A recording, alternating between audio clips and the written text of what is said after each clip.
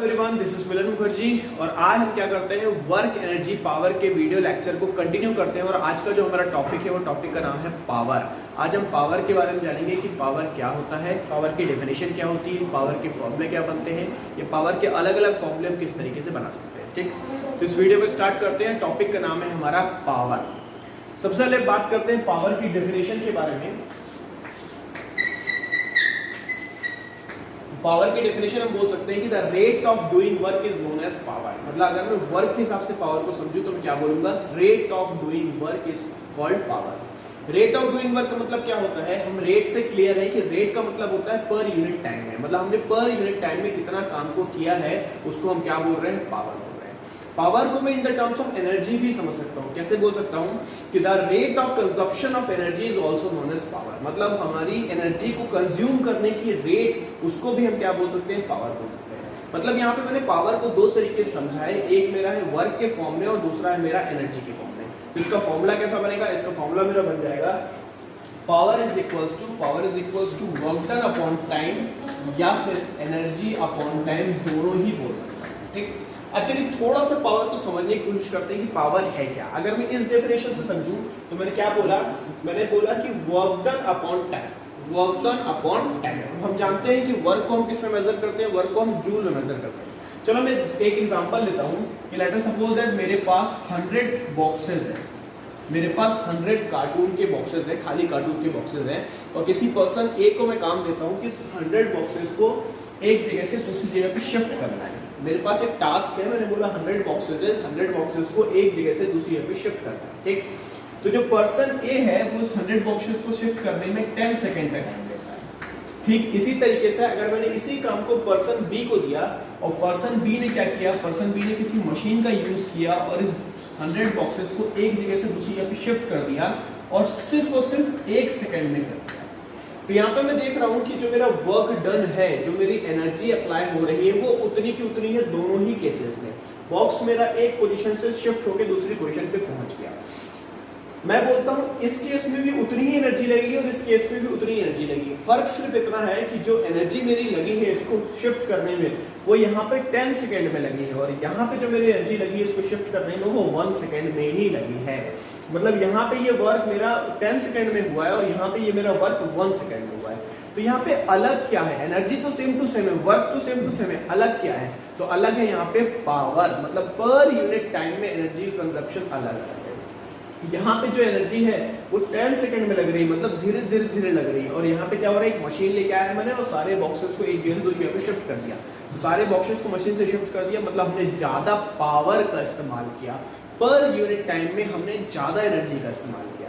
इस तरीके से हम बोल सकते हैं कि पर यूनिट टाइम में जो मेरा वर्क हो रहा है, पर यूनिट टाइम में जो मेरा वर्क हो रहा है वो क्या कहला रहा है, मेरा पावर कहला रहा है। ठीक, इसी को अगर एनर्जी की फॉर्म में समझना है तो कैसे समझ सकते हैं, सिंपल सी बात है। मैंने बोला 100 बॉक्सेस है, चलो इसको जूल की फॉर्म में कन्वर्ट कर लेते हैं कि मान लो मैंने 100 जूल ऑफ एनर्जी अप्लाई करी 10 सेकंड, तो उसका इफेक्ट अलग जैसा होगा। और मैंने बोला कि मैंने 100 जूल ऑफ एनर्जी अप्लाई करी 1 सेकंड, उसका इफेक्ट अलग होगा।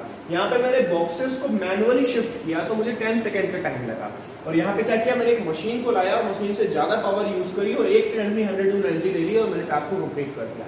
तो यहाँ पे क्या हो रहा है, the rate of consumption of energy, मतलब पर यूनिट टाइम में जो मैं एनर्जी कंज्यूम कर रहा हूँ वो अलग है। तो इसीलिए हम क्या बोल सकते हैं, the rate of consumption of energy और the rate of doing work, दोनों को ही मैं क्या बोल सकता हूँ, दोनों को ही मैं पावर बोल सकता हूँ। ठीक, चलिए जल्दी से इसकी एसआई यूनिट के बारे में बात कर लेते हैं।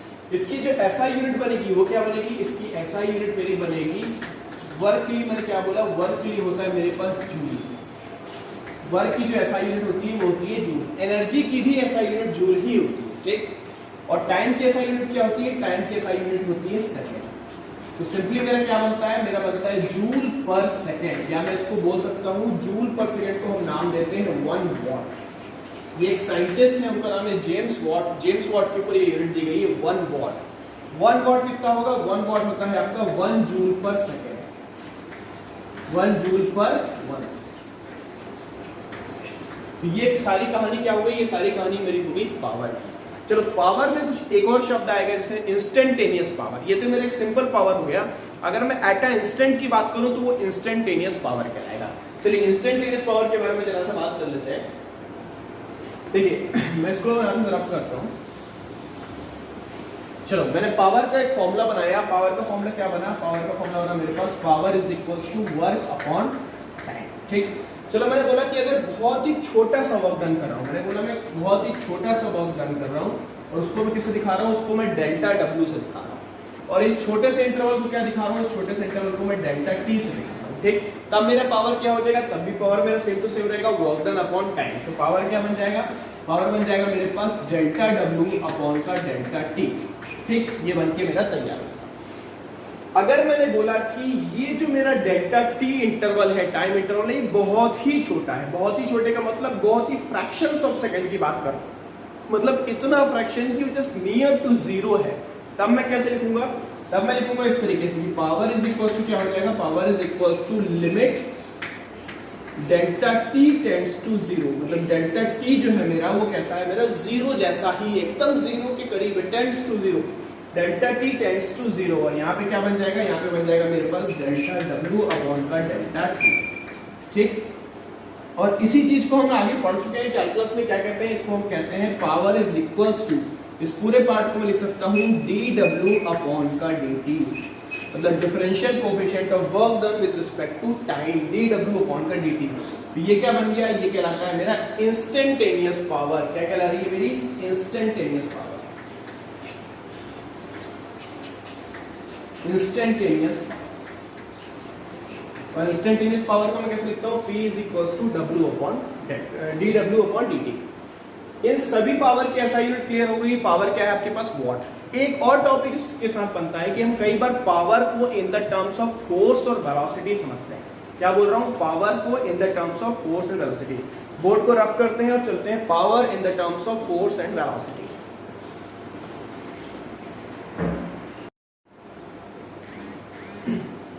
चलिए पावर को समझते हैं इन the terms of force and velocity की। फोर्स और वेलोसिटी की फॉर्म में मैं पावर को किस तरीके से एक्सप्रेस करूं। ठीक, चलिए तो पावर का फॉर्मूला अभी हमने क्या पढ़ा? पावर का हमने फॉर्मूला पढ़ा कि डी डब्ल्यू अपॉन का डी, जिसको मैं बोल सकता हूँ ये क्या बन गया? मेरे पास पावर बन गया। ठीक, अब अगर मैं यहाँ पे डी डब्ल्यू निकालने की कोशिश करूँ तो कैसा बनेगा मेरे पास? D W is equals to force into displacement. Displacement क्या होगा? मेरा डीएस, क्योंकि बहुत छोटा सा वर्क डन बोला है, मतलब बहुत छोटा सा डिस्प्लेसमेंट हुआ है, तो क्या हो जाएगा? फोर्स इनटू का डिस्प्लेसमेंट। अब ये इनटू कैसा है? ये इनटू मेरा डॉट प्रोडक्ट है दो वेक्टर्स का, मतलब मेरे पास फोर्स भी यहाँ पे वेक्टर क्वांटिटी है, डिस्प्लेसमेंट भी वेक्टर क्वांटिटी है, इन दोनों का जो डॉट प्रोडक्ट बनता है वो क्या बनता है? मेरे पास डी डब्ल्यू बनता है। ठीक, तो इस पावर में मैं क्या यूज कर सकता हूँ? पावर में यूज कर सकता हूँ फोर्स इनटू का डिस्प्लेसमेंट और डिवाइडेड बाय क्या हो जाएगा? डिवाइडेड बाय हो जाएगा डेल्टा टी।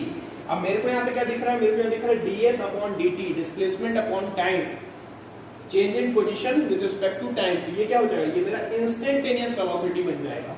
तो पावर कैसा हो जाएगा? पावर का फॉर्मूला हो जाएगा मेरे पास F डॉट V, और ये भी वेक्टर क्वांटिटी है और ये भी वेक्टर क्वांटिटी है। यहाँ पे V क्या बन रहा है? मेरा V बन रहा है मेरा इंस्टेंटेनियस वेलोसिटी। मतलब मैं सिंपली यहाँ पे देख सकता हूँ कि पावर क्या बन जाएगा? Power is the dot product of force and velocity. Power जो है मेरा फोर्स और वेलोसिटी का, इंस्टेंटेनियस वेलोसिटी का डॉट प्रोडक्ट है। और हम जानते हैं किसी भी दो क्वांटिटी का डॉट प्रोडक्ट कैसी क्वांटिटी बनती है? स्केलर क्वांटिटी ही बनती है। इसका मतलब पावर कैसी चीज है?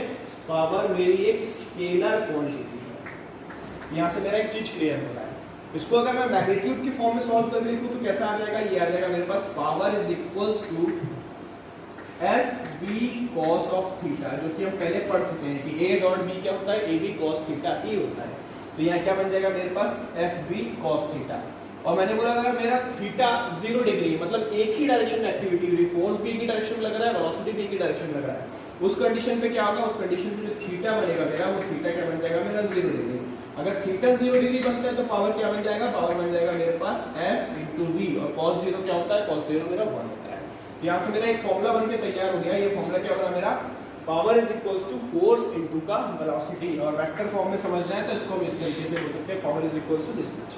तो पावर को अगर मुझे in the term of force और वेलोसिटी समझना है तो सिंपल सा तरीका है मेरा कि मैं किसी बॉडी पे फोर्स लगा रहा हूं और किस वेलोसिटी से फोर्स काम कर रहा है, किस वेलोसिटी से वो बॉडी मूव कर रही है, वो क्या कहलाएगा? F into we.